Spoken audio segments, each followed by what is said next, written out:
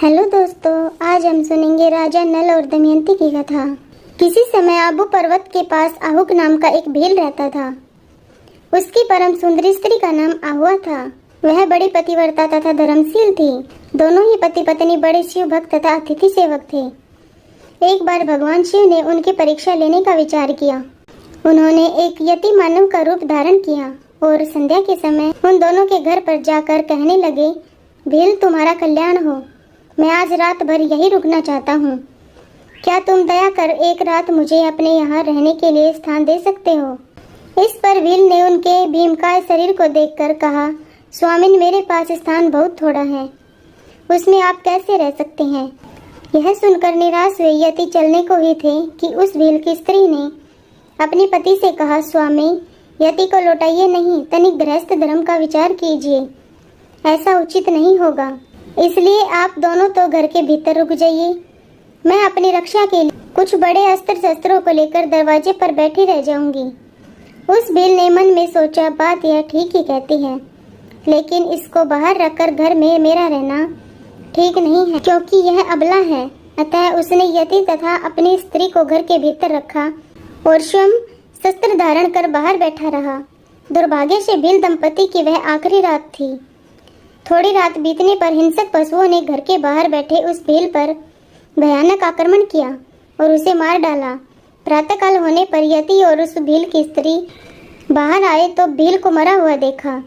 यति इस पर बहुत दुखी हुए, पर उस भील की पत्नी ने अपने आंसू छिपाते हुए उनसे कहा, महाराज इससे दुखी मत होइए, ऐसी मृत्यु तो बड़े ही भाग्य से प्राप्त होती है। अब मैं भी इनके साथ सती होने जा रही हूँ, इसमें तो हम दोनों का ही परम कल्याण होगा।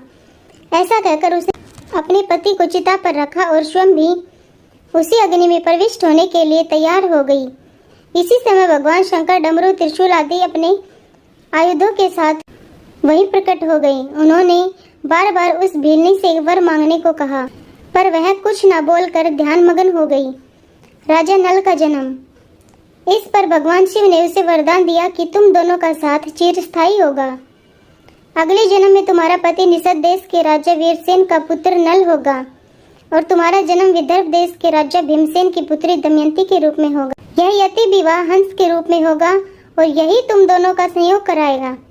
वहाँ तुम दोनों असीम राजसुखों का भोग करके अंत में दुर्लभ मोक्ष पद को प्राप्त करोगे। ऐसा कहकर ही भगवान शंकर वहीं अचलेश्वर लिंग के रूप में स्थित हो गई और कालांतर में यह दोनों भील दंपति नल दमयंती के रूप में जन्म लिए।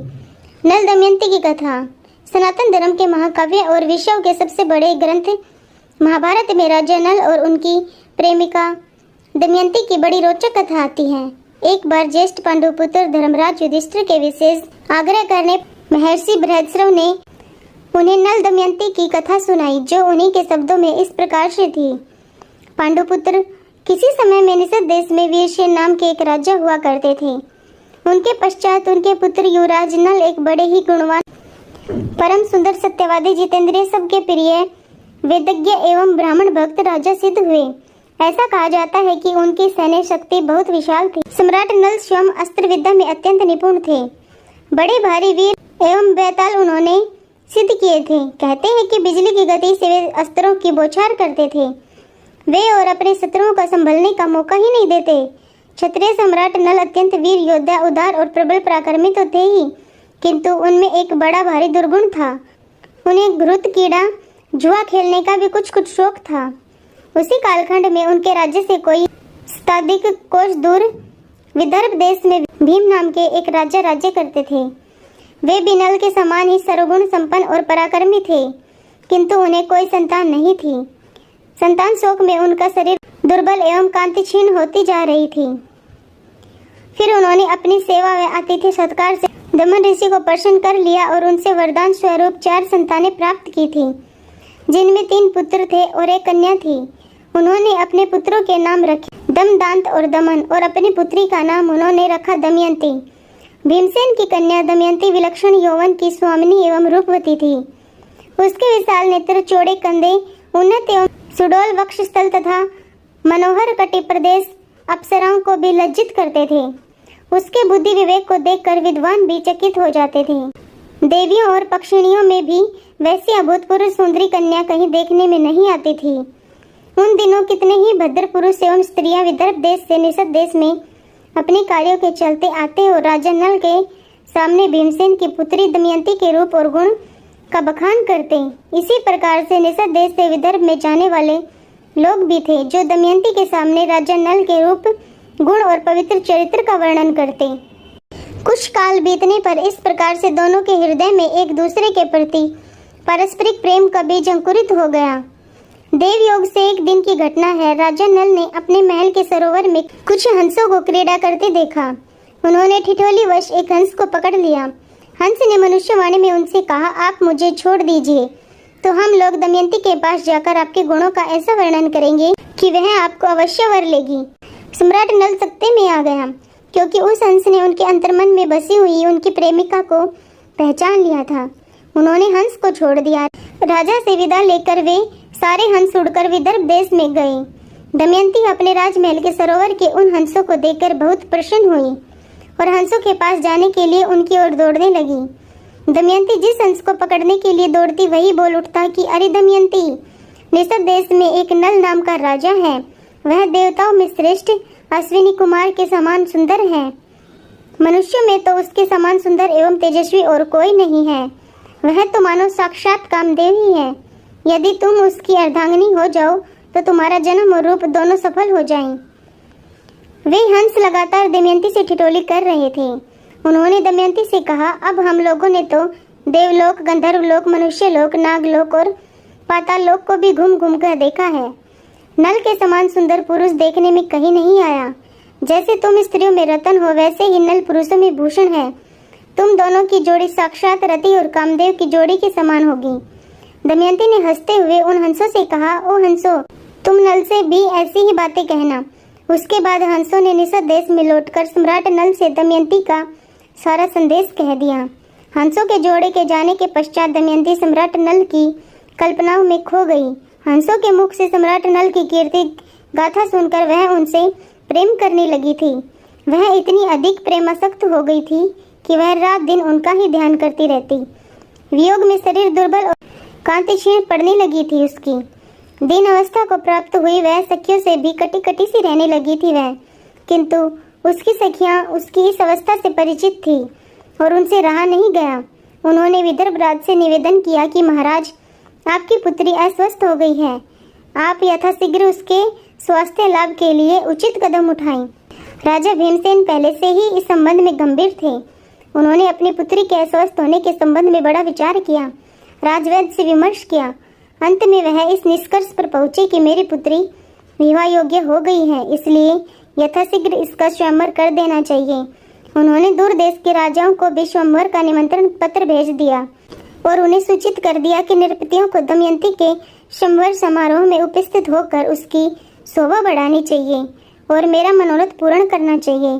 देश विदेश के नृपति सम्राट हाथी, घोड़े और रथों की ध्वनि से पृथ्वी को मुखरित करते हुए सज धज कर विदर्भ देश में पहुंचने लगे। भीमसेन ने सबके स्वागत सत्कार की समुचित व्यवस्था की थी। दैवयोग से कुछ ऐसा हुआ कि देवर्षि नारद और पर्वतराज के द्वारा देवताओं को भी दमयंती के स्वयंवर का समाचार मिल गया। विभिन्न स्वर्गों के इंद्र आदि समेत सभी लोकपाल भी अपनी मंडली और वाहनों सहित विदर्भ देश के लिए प्रस्थान किए। अलग अलग लोक के देवताओं ने अपने स्वर्ग से विमान द्वारा उतरते समय देख लिया था कि कामदेव के समान सुंदर और बलिष्ठ देहयष्टि वाले नल दमयंती के स्वयंवर के लिए जा रहे हैं। नल की सूर्य के समान कांति और लोकोत्तर रूप संपत्ति से वे देवता गण भी स्तब्ध हो गए। उन्हें लगा कि मनुष्य में यह कौन है जिसके रूप और यौवन के सामने देवता गण भी मलिन दिखलाई पड़ रहे हैं। थोड़ी देर के आपस के वार्तालाप के पश्चात उन्होंने पहचान लिया कि ये सम्राट नल है। इसके पश्चात उन देवताओं ने अपने अपने विमानों को आकाश में ही स्थिर कर दिया और नीचे पृथ्वी पर उतरकर नल के सामने आ गए और उनसे कहा, हे सम्राट नल, आप बड़े सत्यवर्ती हैं। आप हम लोगों की सहायता करने के लिए हमारे दूत बन जाइए। नल ने अपनी सहमति प्रदान कर दी और कहा कि ठीक है, करूँगा। फिर उनसे पूछा कि महाभाव, आप लोग कौन हैं और मुझे दूत बनाकर मुझसे कौन सा कार्य कराना चाहते हैं? इंद्र ने कहा, हम लोग देवगण हैं। मैं इंद्र हूँ और ये अग्नि, वरुण और यम है। हम लोग दमयंती के स्वयंवर के लिए यहाँ आए हैं। देवताओं ने नल से आग्रह किया कि सम्राट, आप हमारे दूत बनकर दमयंती के पास जाइए और कहिए कि इंद्र, वरुण, अग्नि और यम देवता तुम्हारे पास तुमसे विवाह करने के लिए आए हैं। इनमें से जो तुम्हें पसंद हो उस देवता को पति के रूप में स्वीकार कर लो। सम्राट नल ने एक उड़ती हुई दृष्टि सभी देवताओं पर डाली और नमस्कार की मुद्रा में विनम्रता पूर्वक उनसे कहा, हे देवराज, वहाँ आप लोगों के और मेरे जाने का एक ही प्रयोजन है, इसलिए आप मुझे दूत बनाकर वहाँ भेजें। यह किसी भी दृष्टिकोण से उचित नहीं है। जिसकी किसी स्त्री को पत्नी के रूप में पाने की इच्छा हो चुकी हो, वह भला उसको कैसे छोड़ सकता है और उसके पास जाकर ऐसी बात कह ही कैसे सकता है। ये आप लोग को स्वयं सोचना चाहिए। आप लोग कृपया इस विषय में मुझे क्षमा कीजिए और मेरा मार्ग निष्कंटक कीजिए। सम्राट नल के धधकते तेज के आगे सभी देवता मार्ग से हट गए। राजा नल का विवाह। अंततः वह घड़ी आई जिसकी सभी को प्रतीक्षा थी। दमयंती का स्वयंवर हुआ और वहाँ ऐसी घटना घटी जिसने कईयों को आश्चर्य में डाल दिया।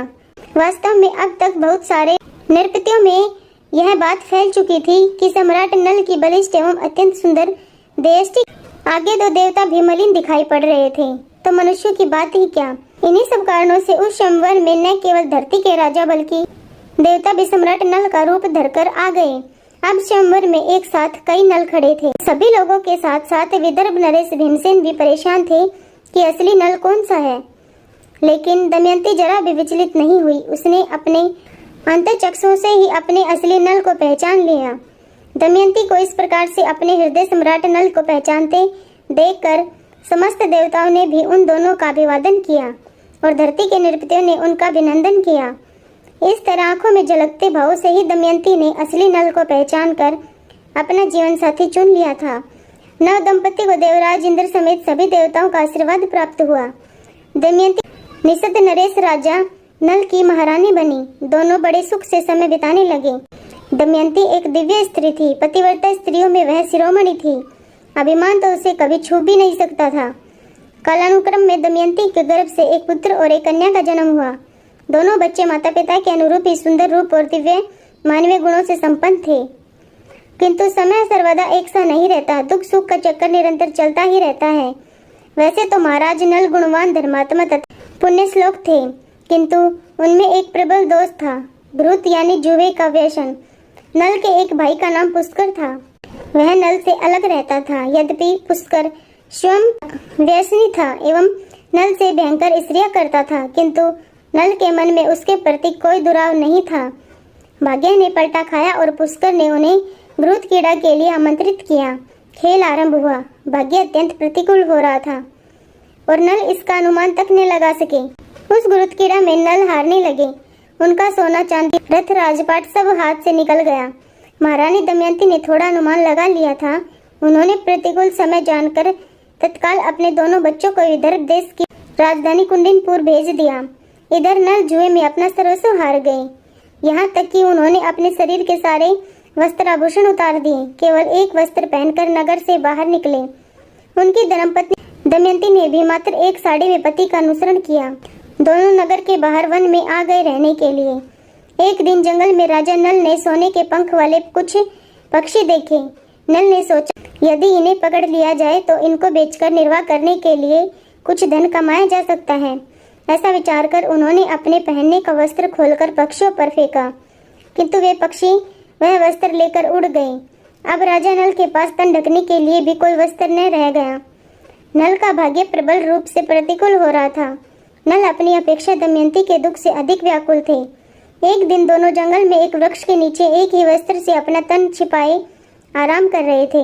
दमयंती को थकावट के कारण नींद आ गई। इसी समय राजा नल के मन में विचार आया, दमयंती को मेरे कारण बड़ा दुख सहन करना पड़ रहा है। जब तक मैं इसके साथ रहूंगा यह मुझे छोड़कर कहीं नहीं जाएगी। यदि मैं इसे इसी अवस्था में यहीं छोड़कर चल दूं तो यह किसी तरह अपने पिता और पुत्रों के पास पहुंच जाएगी। ऐसा विचार कर उन्होंने तलवार से दमयंती की आधी साड़ी को काट लिया और उसी से अपना तन ढककर तथा दमयंती को उसी अवस्था में छोड़कर वे चल दिए। दुखों की अधिकता से नल पूरी तरह टूट चुके थे। उन्हें अपने कृत्यों पर अत्यधिक पश्चाताप हो रहा था, किंतु नल ने अपने आप को संभाला और प्रण किया कि वो अपनी प्राणप्रिय पत्नी, अपने पुत्रों तथा अपने राज्य को वापस लेकर रहेंगे। उधर जब दमयंती की नींद टूटी तो बेचारी अपने को अकेला पाकर करुण क्रंदन करने लगी। भूख और प्यास से व्याकुल होकर वह भोजन की खोज में अचानक एक विशालकाय अजगर के पास चली गई और अजगर उसे निगलने लगा। दमयंती की चीख सुनकर एक बहेलिया ने उसे अजगर का निवाला होने से बचाया, किंतु वह बहेलिया स्वभाव से दुष्ट था। उसने दमयंती के सौंदर्य पर मुग्ध होकर उसे अपने काम पिपासा का शिकार बनाना चाहा, किंतु दमयंती ने उसे धक्का देकर भूमि पर गिरा दिया और श्राप देते हुए बोली, यदि मैंने अपने पति राजा नल को छोड़कर किसी अन्य पुरुष का कभी चिंतन न किया हो तो इस पापी बहेलिये के जीवन का अभी अंत हो जाए। दमयंती की बात पूरी होते ही वह बहेलिया मृत्यु को प्राप्त हो गया। कालचक्र का पहिया घूमा। देवयोग से भटकते हुए दमयंती एक दिन चंदी नरेश सुबाहु के पास पहुंच गई। राजा सुबाहु विदर्भ राज भीमसेन के मित्र थे। उन्हें नल और दमयंती की दुर्दशा की कहानी सुनकर अत्यंत कष्ट हुआ। साथ ही इस बात का संतोष भी हुआ कि अब दमयंती अपने पिता के महल में सुरक्षित पहुंच जाएगी। उन्होंने दमयंती को यथोचित सम्मान के साथ उसके पिता के पास पहुंचा दिया और नल की खोज में अपने गुप्तचर विभाग को लगा दिया। अंततः दमयंती के स्थितों के प्रभाव से एक दिन महाराज नल के दुखों का भी अंत हुआ। दोनों का पुनर्मिलन हुआ और उनके सौभाग्य का सितारा चमका। राजा नल को उनका राज्य भी वापस मिल गया। Thank you.